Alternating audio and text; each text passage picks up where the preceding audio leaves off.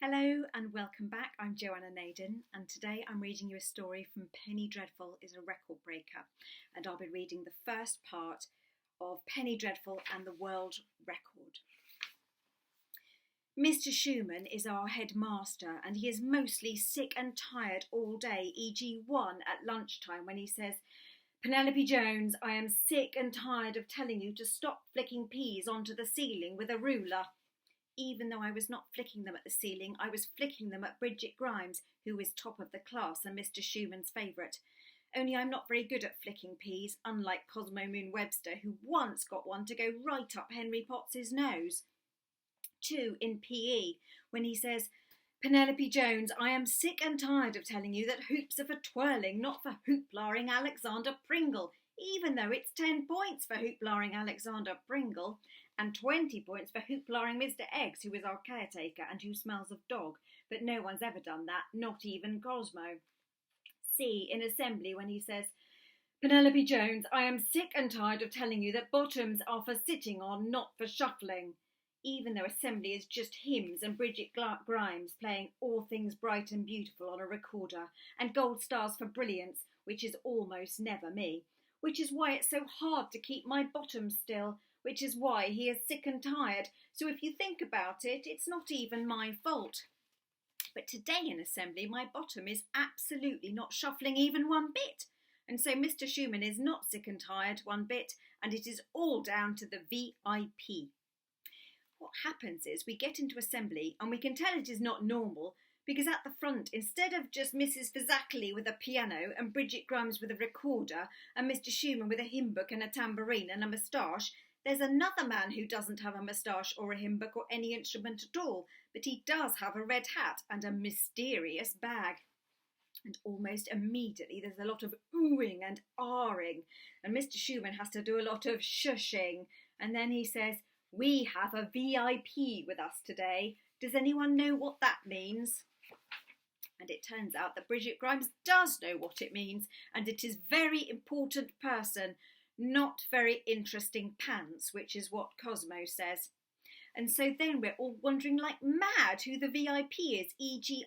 Henry Potts, who says he's a man who's been bitten by a shark and has lived to tell the tale, because Henry is very keen on sharks.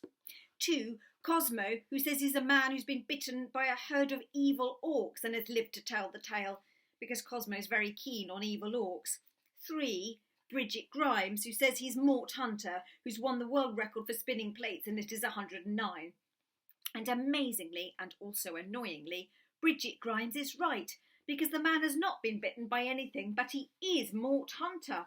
And so he opens his mysterious bag and gets out some poles and some plates and does some spinning. Only not with 109 plates, but with 6, because there is no room because of Mrs. Fazzackley and her piano. And there is even more oohing and ahhing, and also some ouching because one of the plastic plates flies off and hits Bridget Grimes on the nose, which I did not expect to happen. I was just seeing what would happen if I pinged the pole, which is when Mr. Schuman looks like he might be sick and tired after all, and so might Mort Hunter, because he puts the plates and the poles back in his mysterious bag.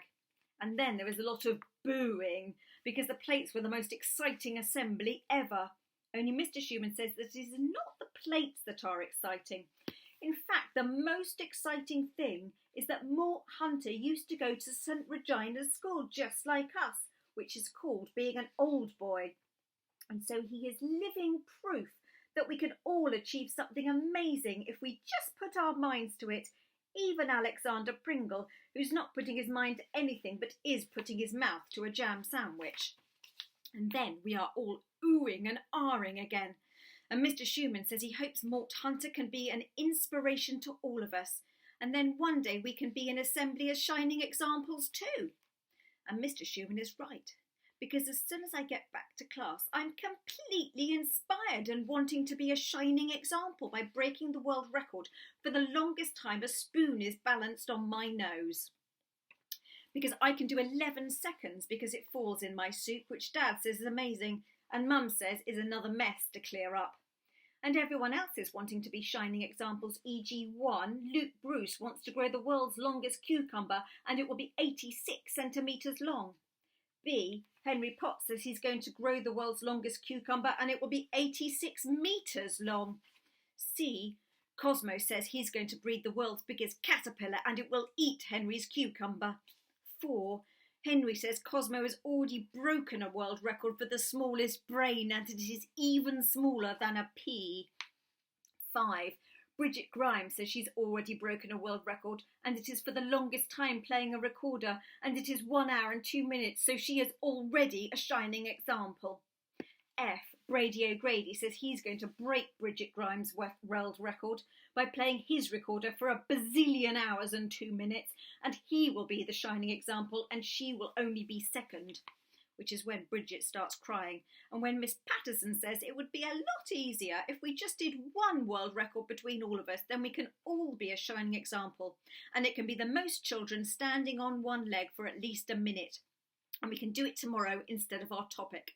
And I am pleased as punch because I am excellent at standing on one leg, and also because our topic is famous inventors and we are making collage of Alexander Fleming, only I'm not allowed to be in charge of the glue because I had an argument with Bridget Grimes about whether penicillin has eyes, and I stuck her hair on a bit of Alexander Fleming's trousers and Miss Patterson had to snip it out.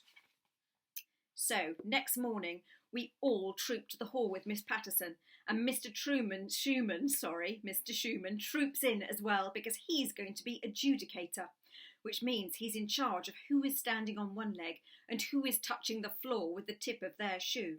And also there is to be no leaning against walls, or leaning against other people, or dangling from the PE ropes, or eating jam sandwiches, which Alexander Pringle says is not fair because in fact he is trying to break the world record for standing on one leg whilst eating a jam sandwich, so it would be 2 records in one if you think about it. And then Brady O'Grady says in that case he will also flip crisps into his mouth while standing on one leg, and then it will be 3 records. And Henry Potts says he will flip crisps at Brady O'Grady, so then it will be 4 records. Only Mr. Schumann says it is 1 record and there will be absolutely no jam or crisps or flipping of any sort, and we are starting now. On your marks, get set, go! And I'm going to leave it there and we'll catch up tomorrow with the second part of the story. Bye!